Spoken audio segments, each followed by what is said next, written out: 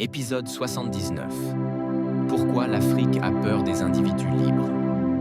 L'Afrique ne combat pas le talent. Elle combat l'individu libre.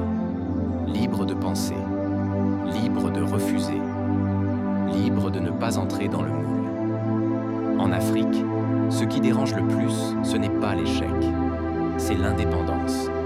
Celui qui pense seul, celui qui refuse la pression sociale, celui qui ne doit rien à personne. Un individu libre n'obéit pas par peur, ne se vend pas pour être accepté, ne se tait pas pour garder sa place. Il met les autres face à leurs concessions. Et ça, c'est insupportable. Très tôt, on apprend. Ne fais pas trop différent. Rentre dans le rang. Pense comme nous. Le groupe rassure. L'individu libre expose les faiblesses du groupe. Alors on le marginalise, critique, isole. Pas parce qu'il a tort, mais parce qu'il n'est pas contrôlable. L'individu libre rappelle une vérité simple.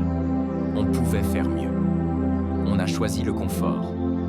Il ne force personne, il révèle. Et dans une société qui vit d'excuses, la révélation est une menace. Les sociétés fortes protègent les individus libres, encouragent la pensée indépendante, récompensent le courage intellectuel. Elles savent que le progrès commence toujours par une minorité inconfortable.